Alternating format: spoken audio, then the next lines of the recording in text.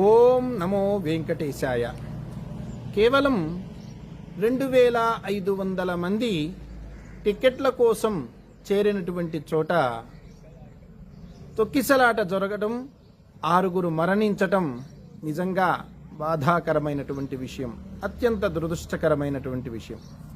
ఇందులో వ్యవస్థాపరమైనటువంటి లోటుపాట్లు అనేకం కనపడుతూ ఉన్నప్పటికీ భక్తి ధర్మనిష్టగా మారకపోతే, భక్తి బాధ్యతను గుర్తు చేయకపోతే ఎన్ని ఇబ్బందులు ఉంటాయో, ఎంత ప్రమాదం జరుగుతుందో ఇది ఒక మచ్చు తునక. సరిగ్గా 5 రోజుల క్రితం జనవరి 5వ తేదీన హైందవ శంఖారావం కార్యక్రమంలో 3 లక్షలకు పైగా ప్రజలు పాల్గొన్నా ఎక్కడ తోపులాట లేదు, తొక్కిసలాట లేదు. భోజనాల వరుసలో కానివ్వండి, సభా ప్రాంగణంలో కానివ్వండి, ఎక్కడా ఏ చిన్న ఇబ్బంది కలుగలేదు ఎవరికి. కారణం, అక్కడ నిర్వాహకులు భక్తి అంటే ఓ బాధ్యత అని, ధర్మనిష్ట అని గుర్తు చేసి మరీ తీసుకుని వచ్చారు.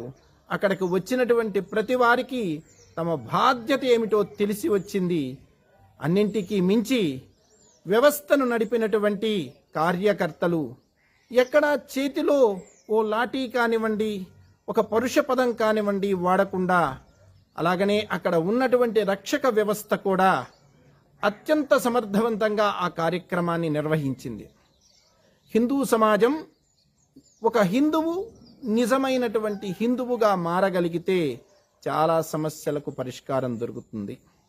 ఓం శ్రీ గురుభ్యో నమః. జై శ్రీరామ్. భారత్ మాతా కీ జై.